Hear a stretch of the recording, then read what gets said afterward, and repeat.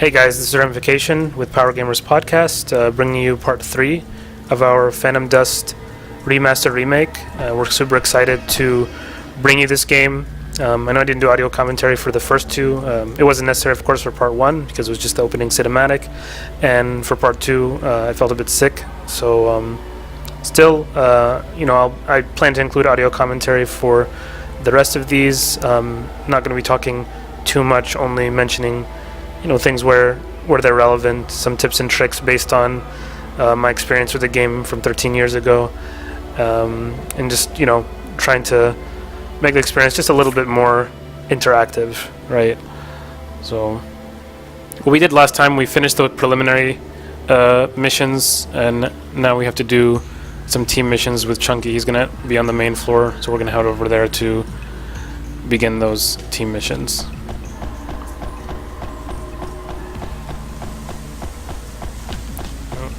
This way.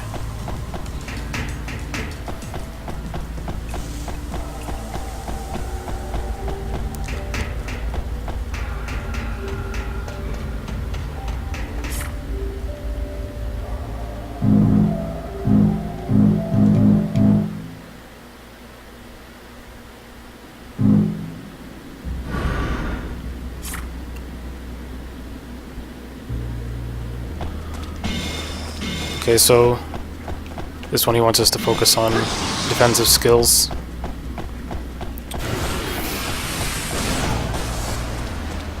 If you notice that all of the blue skills are defense skills and the red skills are attack skills. Laser is a long-range attack, so we have to wait until the circle around the enemy is green. That's gonna, indicate his distance away from us.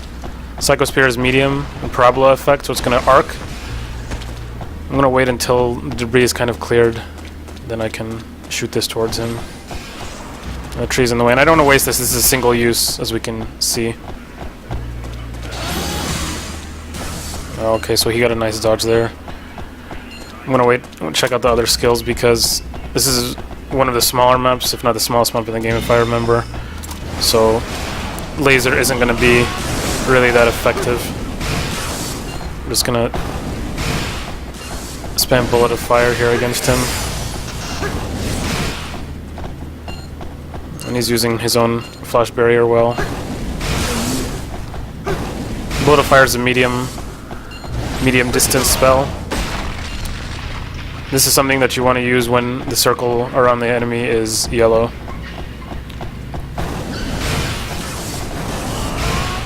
And this is really the time for me to capitalize because he's occupied with Chunky, so I can just flank him. Okay, good reflect from him. Just kind of waiting for him to potentially attack. Okay, he's not gonna go for it. Okay, we attacked each other at the same time, that's fine. I won that trade with an additional damage on him because the Kai bullet's only one attack. Or 1 damage.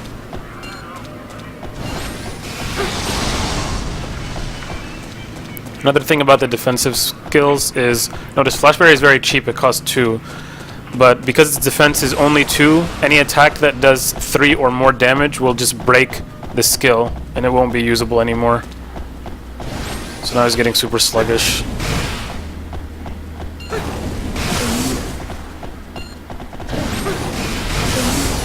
One more hit will do it. Okay, he uses Flash Barrier. And there we go.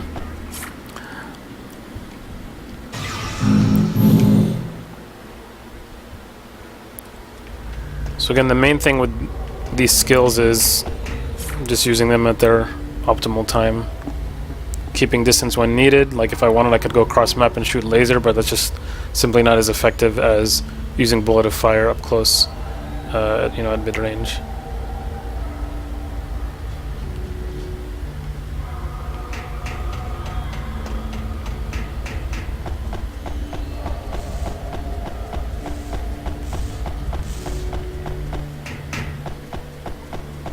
Here we need to go to the bar in the atrium to meet up with PH to do our next mission.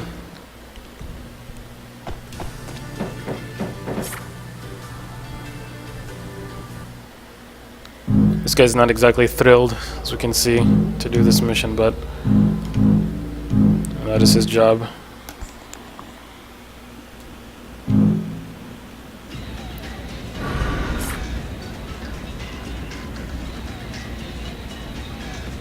And so again, what he highlighted here, because there's two enemies, is, you know, simply taking out one obviously is just gonna be a lot easier, so we can focus attention on the one remaining. That way you don't have to split your attention.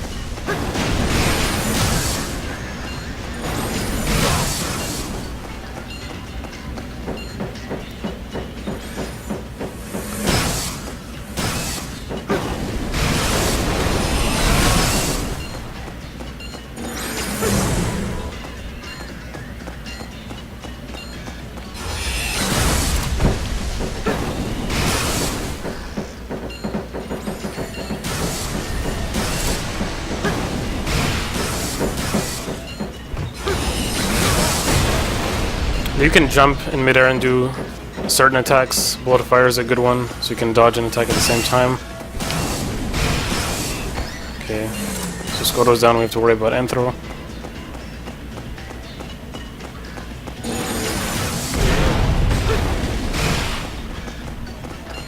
Again, notice that I just whiffed past him because medium is the optimal range. Even though medium attacks can hit people at close range when the circle is red, it's still not the optimal range. Like, it can definitely whiff up close.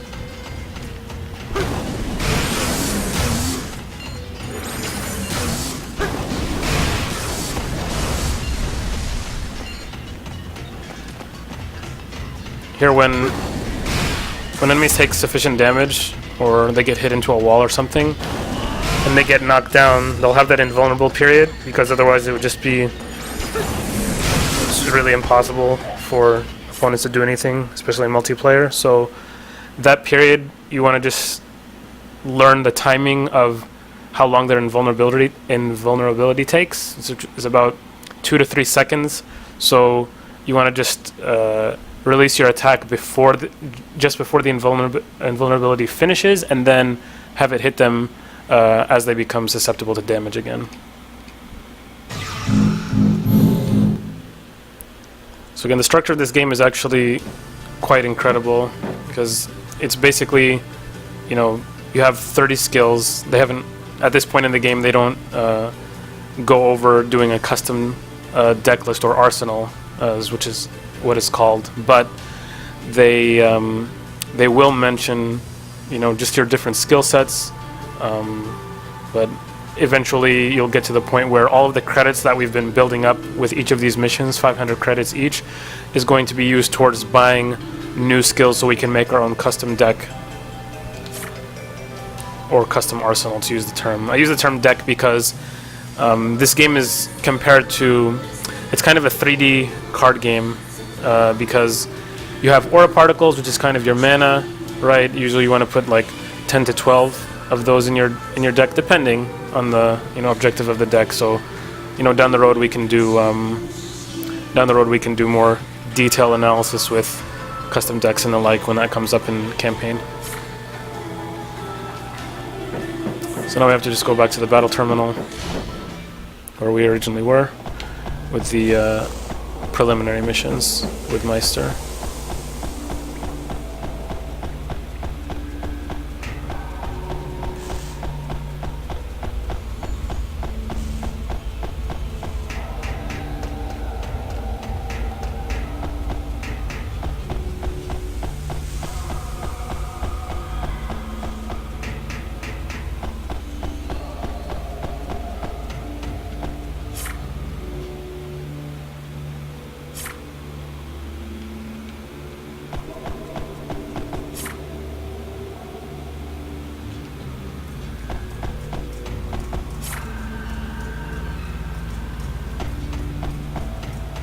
Okay, Cuff is out here.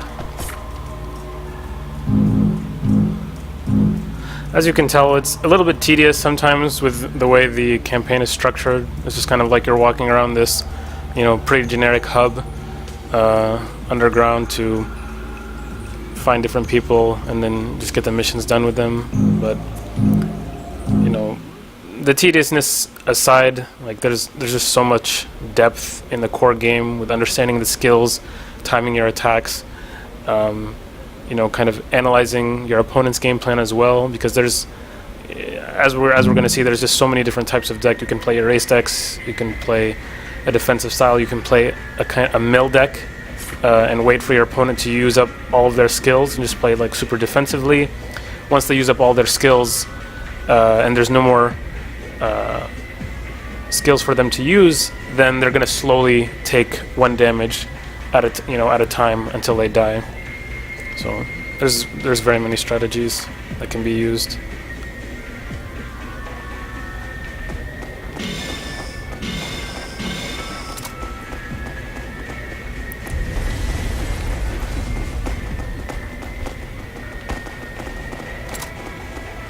Okay, so Cuff is going to deal with the enemy while I look for Subutaki.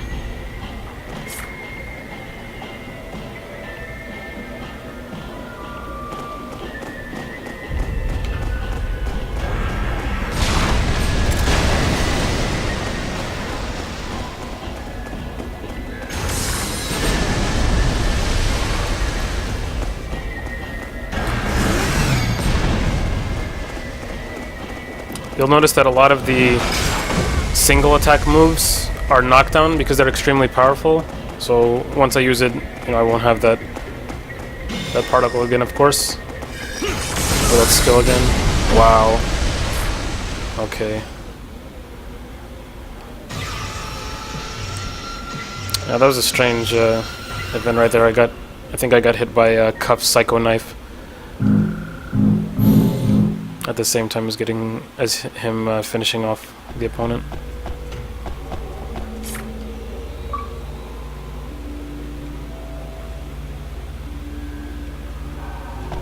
Alright, so after meeting with the other 3 of the visions, I'm going to take this final exam to be confirmed.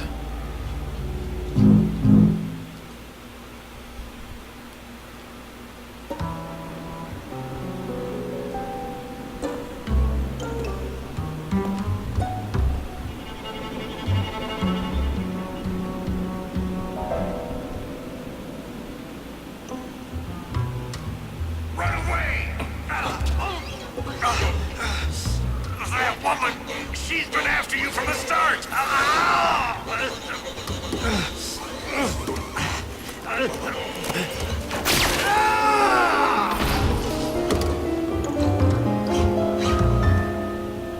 You've come here. It would have been better if you hadn't.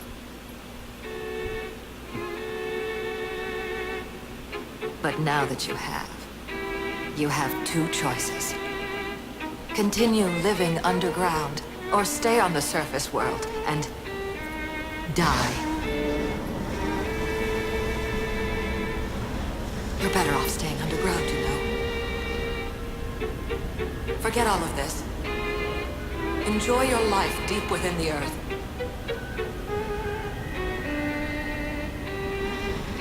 It's better that way, for both of us. And for him.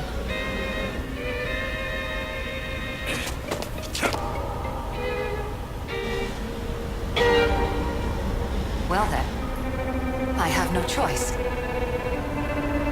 but to kill you.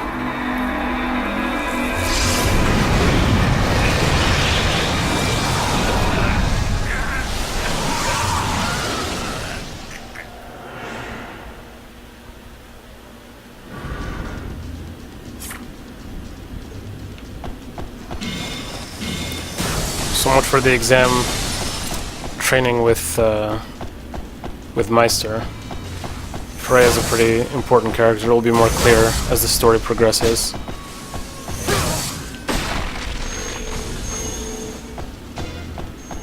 I'm just letting too much damage through. There we go.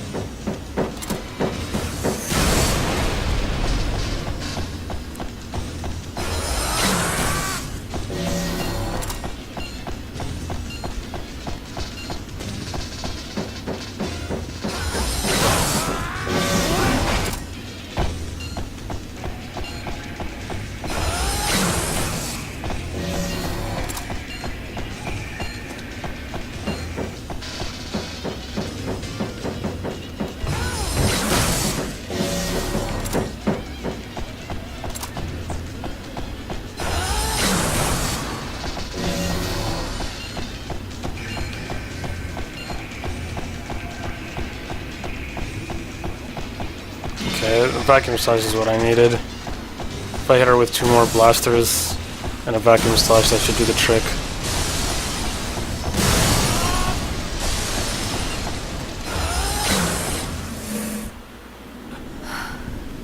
You don't move like one who has just awoken. You must be the real thing. It appears I haven't prepared myself. I will leave for today. I hope to never see you on the surface again. For both our sakes. And for his.